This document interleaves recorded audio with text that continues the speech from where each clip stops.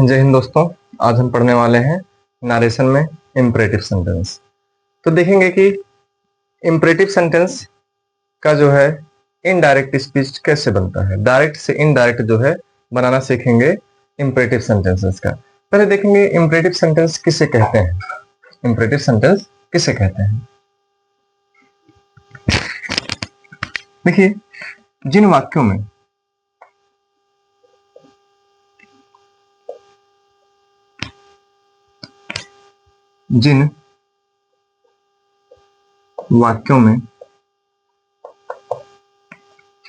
आज्ञा यानी कि ऑर्डर और सलाह एडवाइस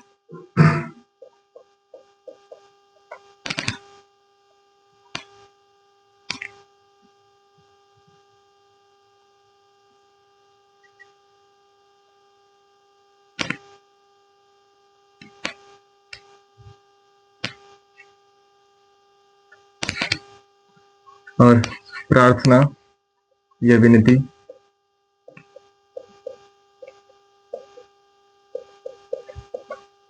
यानी कि रिक्वेस्ट की जाए वो कहलाता है इम्परेटिव सेंटेंस। जिन वाक्यों में आज्ञा, आदेश, सलाह, प्रार्थना का बोध हो उसे कहते हैं इम्परेटिव सेंटेंस। देखिए जैसे यहाँ आज्ञा जब किसी को दी जाएगी और वो होगा इम्परेटिव सेंटेंस। किसी को सलाह दिया जा रहा है वो होगा इम्परेटिव सेंटेंस। तथा किसी से प्रार्थना या विनती या रिक्वेस्ट किया जा रहा है तो वो होगा इम्परेटिव सेंटेंस। तो ये हो गया इम्परेटिव सेंटेंस। अब इनको जो है इम्परेटिव सेंटेंसेस को डायरेक्ट से इनडायरेक्ट में कैसे चेंज करेंगे इसके कुछ रूल देखते हैं।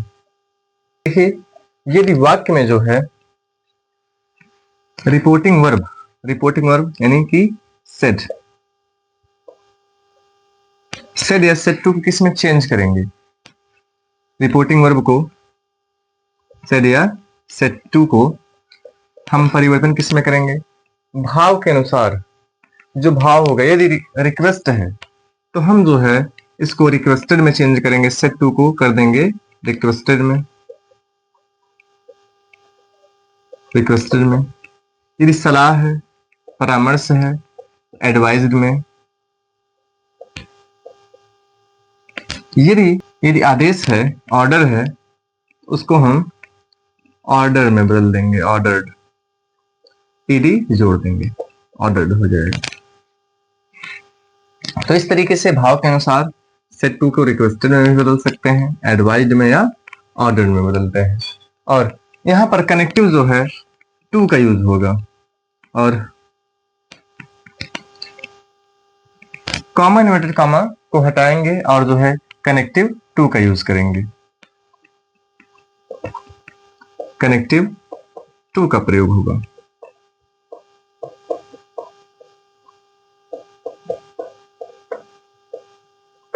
कनेक्टिव टू का प्रयोग करेंगे। तो ये हो गया पहला नियम और ये हो गया दूसरा नियम। तो सेट टू को चेंज करेंगे रिक्वेस्टेड में, एडवाइज्ड में या ऑर्डर्ड में, और वहां पर कनेक्टिव टू का प्रयोग होगा। और the teacher said to me sit in your class and learn your lesson. अध्यापक ने कहा कि अपने क्लास में बैठो और अपना अध्याय याद करो। तो इसको बनाने के लिए सिंपल सा रूल, टीचर ने कहा है तो ये क्या है, आदेश है। और तो द टीचर आदेश के लिए ऑर्डर्ड का हो जाएगा ऑर्डर्ड। सेट टू को हमने बदल दिया ऑर्डर्ड में, जैसा कि हम नियम में बता चुके हैं। ऑर्डर्ड मी, कॉमा इन्वर्टेड कॉमा की जगह पर हम टू का प्रयोग करेंगे। टू सिट, ये से हो जाएगा छोटा। इन सेकेंड पर्सन का पोसेसिव केस है, सेकेंड पर्सन ऑब्जेक्ट के अनुसार यहां मी का ऑब्जेक्टिव केस हो जाएगा, पोसेसिव केस हो जाएगा my. Sit in my class and learn, यहां योर लेसन था, यू के लिए जो है योर था, तो यहां मी के लिए हो जाएगा माई, यानी सेकंड पर्सन। जैसे यहां पर योर बदला माई में, यहां का भी योर बदलेगा माई में। Learn my lesson. इस तरीके से आप बनाएंगे। The teacher ordered me to sit in your class, और तो the teacher ordered me to sit in my class and learn my lesson, कि मैं जो है टीचर ने मुझे आदेश दिया कि मैं अपने क्लास में बैठूं और अपना अध्याय याद करूं। जब हम टीचर ने हमें आदेश दिया, हम उस बात को किसी दूसरे से बता रहे हैं, तो हम ऐसे ही कहेंगे कि अध्यापक ने मुझे आदेश दिया कि मैं अपने क्लास में बैठूं और अपना अध्याय याद करूं। अगला example, he said to his friend work hard for the test. तो फ्रेंड ने कहा है कि कठिन परिश्रम करो टेस्ट के लिए, या मेहनत करो, कड़ी मेहनत करो टेस्ट के लिए। तो फ्रेंड के लिए आप जो है उसका एडवाइस ही मानेंगे, सजेशन ही मानेंगे उसको। तो ही एडवाइज्ड हिज, यहाँ सेट टू बदल गया एडवाइज्ड में, फ्रेंड और कामा इन्वर्टेड कामा हटेगा, टू लगेगा, to work hard for the test, work hard for the test. The teacher said to me sit down boys. देखिए, teacher said to me, teacher ने मुझे कहा सिट डाउन बॉयज, लड़कों बैठ जाओ। तो यहाँ बॉयज जो है वोकेटिव केस में है। नाउन में आप वोकेटिव केस पढ़े होंगे, तो जो है वोकेटिव केस है, तो इसका मतलब टीचर ने किससे कहा है, बॉयज से कहा है। तो यहाँ मी की जगह पर इस रिपोर्टिंग वर्ब का ऑब्जेक्ट बना देंगे बॉयज को, और यहां से मी को हटा देंगे। जैसे, तो द टीचर ऑर्डर्ड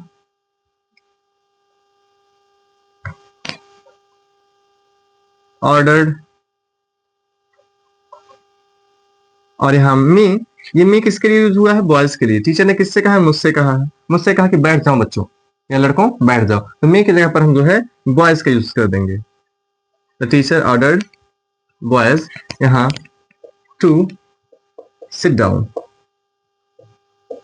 आप इस तरीके से आप बना सकते हैं। The teacher said to the boy do not abuse anyone. The teacher said to the boys, do not abuse anyone. अध्यापक ने बच्चे से कहा, लड़के से कहा कि गाली किसी को मत दो। तो देखिए, इसमें डू नॉट लगा है, आप इसको जो है दो तरीके से आप बना सकते हैं। जैसे आप नॉट की जगह पर फॉरबेड का यूज कर सकते हैं। फॉरबेड का मतलब होता है मना करना, किसी बात को मना करने के लिए जो है फॉरबेड का यूज होता है। अब आप यहाँ सेट टू को जो है फॉरबेड में बदल सकते हैं, या ऑर्डर्ड में भी बदल सकते हैं, एडवाइज में बदल सकते हैं। आप भाव के अनुसार जो है उसको बदलेंगे।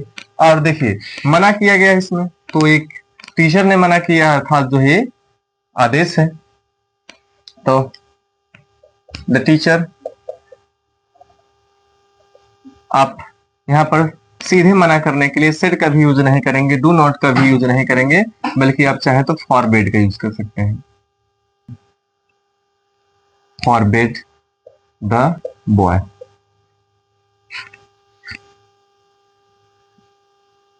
To abuse anyone, full stop. The teacher forbade the boy to abuse anyone। आप इसको एक तरीके से और बना सकते हैं, ये फर्स्ट हो गया। सेकेंड तरीका इसका ये है, द टीचर, यहाँ सेट टू को आप बदल सकते हैं ऑर्डर्ड में, ऑर्डर्ड द बॉय, और जो है टू के पहले नॉट का यूज कर देंगे, नॉट टू। अब जो है फिर आप abuse anyone लिख सकते हैं, abuse anyone। The teacher order the boy not to abuse anyone। आप दोनों तरीके का प्रयोग कर सकते हैं। यदि आप फॉरबेड का यूज करते हैं तो जो है ऑर्डर्ड का यूज नहीं करना पड़ेगा, ना ही नॉट का यूज करना पड़ेगा। फॉरबेड का अर्थ ही हो जाता है कि मना करना। जब किसी चीज के लिए मना कर दिया गया, उसमें नहीं लगाने की आवश्यकता नहीं पड़ती है। तो इस तरीके से आप बनाएंगे। अगला example,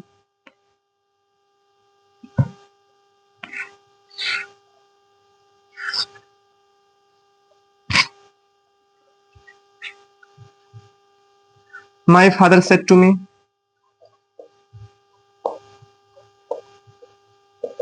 said to me, comma inter comma, do not waste your time,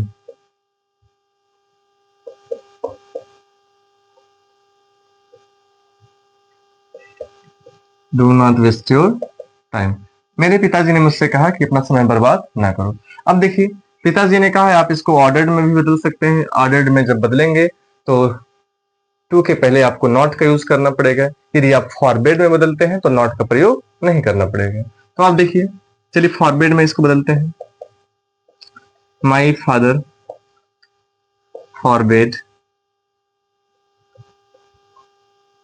forbade,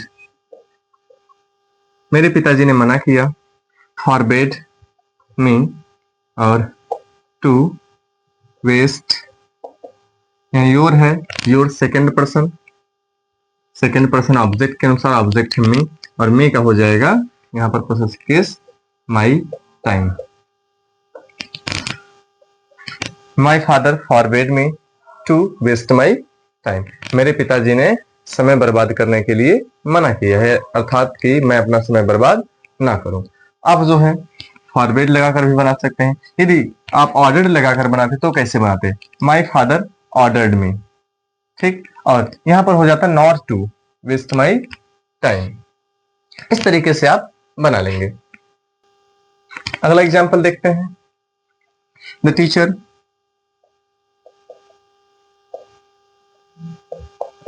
said to students,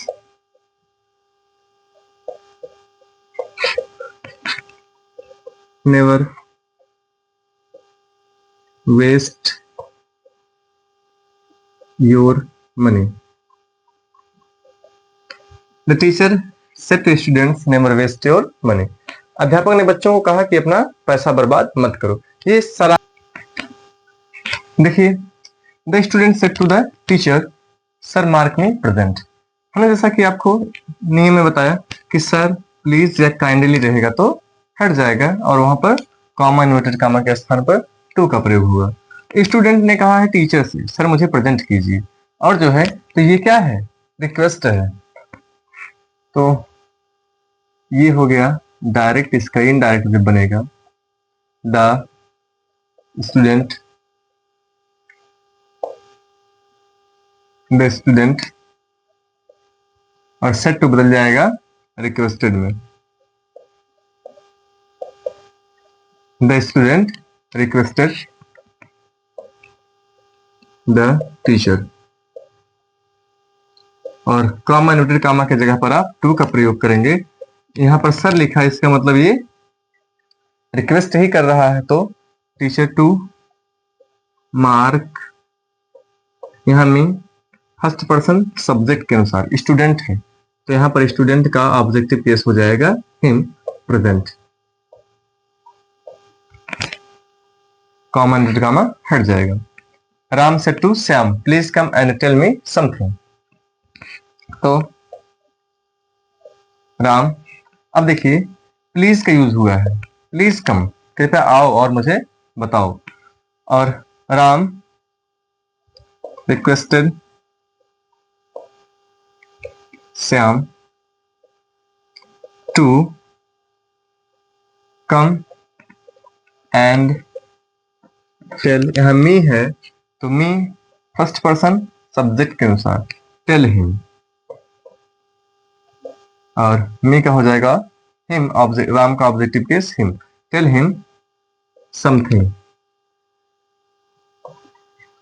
tell him something. She said to Sita, kindly help me. देखिए शी और रिक्वेस्टेड सीता, काइंडली भी हट जाएगा, और जो है टू हेल्प मी का हो जाएगा फर्स्ट पर्सन सब्जेक्ट के अनुसार, काइंडली हेल्प हर, सब्जेक्ट है सी, इसलिए जो है इसका आप जब ऑब्जेक्टिव केस में लेकर आएंगे सी को, ये बदल जाएगा हर में। और जो है आप आपके लिए एक होमवर्क है, देखिए the beggar said to my mother, please give me something to eat. Please give me something to eat. आप जो है इसका इनडायरेक्ट स्पीच बनाकर कमेंट बॉक्स में लिख दीजिए।